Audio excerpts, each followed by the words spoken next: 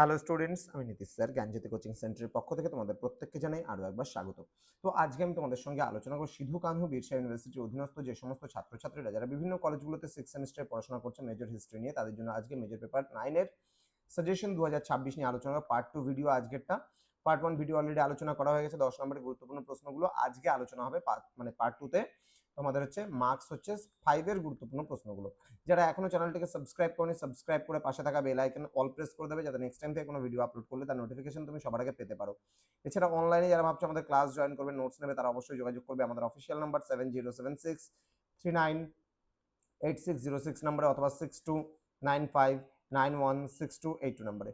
তোমাদের total course fee রয়েছে তোমাদের এই সাধ্যের মধ্যে 1199 রুপিস রয়েছে পুরো সেমিস্টারের কোর্স ফি, কিন্তু আমাদের এই মুহূর্তে লাগছে না। পার্ট পেপারের জন্য আমরা নিচ্ছি মাত্র 99 করে তোমাদের রেজিস্ট্রেশন ফিস।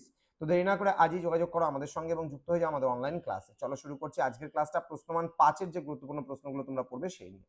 প্রথম প্রশ্ন, ভারতীয় রাজনীতিতে এম কে গান্ধীর উত্থানের পর্যালোচনা করো। নেক্সট, আইন অমান্য আন্দোলন কি অসহযোগ আন্দোলনের চেয়ে গভীরতর এবং ব্যাপকতর আন্দোলন ছিল? আইন অমান্য আন্দোলনের ব্যর্থতার কারণ আলোচনা করো। স্বরাজ বলতে কি বোঝানো হয়? স্বরাজ দলের উদ্ভবের কারণগুলি আলোচনা করো। পুনা প্যাক্ট বা পুনা চুক্তি সম্পর্কে সংক্ষেপে একটি টিকা লেখো। নেক্সট, মানভূমে জাতীয়তাবাদী আন্দোলনে নিবারণ চন্দ্র দাশগুপ্তের ভূমিকা আলোচনা করো। নেক্সট, ভারত ছাড়ো আন্দোলনের ব্যর্থতার কারণ আলোচনা করো। নেক্সট, সংক্ষেপে ভারতের স্বাধীনতা সংগ্রামে সুভাষচন্দ্র বসু এবং আইএনএ এর ভূমিকা আলোচনা করো। নেক্সট, ভারতীয় জাতীয় আন্দোলনে মহিলাদের ভূমিকার ওপর একটি নিবন্ধ লেখো। নেক্সট, অসহযোগ আন্দোলনের সাফল্য ও ব্যর্থতার মূল্যায়ন করো। নেক্সট, খিলাফত আন্দোলনের ব্যর্থতার কারণগুলি আলোচনা করো। রাওলাট সত্যাগ্রহ সম্পর্কে একটি সংক্ষিপ্ত টিকা লেখো। নেক্সট, চম্পারণ সত্যাগ্রহের গুরুত্ব আলোচনা করো। আহমেদাবাদ টেক্সটাইল মিল আন্দোলনের পটভূমি এবং ফলাফল কি ছিল? নেক্সট, 1924-25 সালের ভাইকম সত্যাগ্রহ বা দক্ষিণ ভারতের মন্দিরে প্রবেশ আন্দোলনের ওপর একটি টিকা লেখো। নেক্সট, জাতীয় কংগ্রেসের ত্রিপুরী সংকট বলতে কি বোঝায়, এর গুরুত্ব কি ছিল?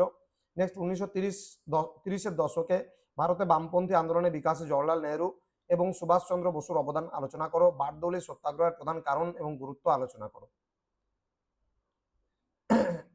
নেক্সট রয়েছে সর্বভারতীয় কিষাণ সভা গঠনে স্বামী সহজানন্দ সরস্বতীর ভূমিকা আলোচনা করো। সারা ভারত ট্রেড ইউনিয়ন কংগ্রেস বা all Indian trade union Congress প্রতিষ্ঠার পটভূমি সংক্ষেপে লেখো। ভগৎ সিং এবং তার সহযোগীদের বিচারে লাহোর ষড়যন্ত্র মামলা রাজনৈতিক প্রভাব কি ছিল? নেক্সট, ক্রিপস মিশনের ব্যর্থতার প্রধান কারণগুলি কি ছিল? মাউন্ট ব্যাটেন পরিকল্পনার মূল বিষয়বস্তু কি ছিল? এই কয়েকটা প্রশ্ন পড়লেই তোমাদের হয়ে যাবে 100% কমন।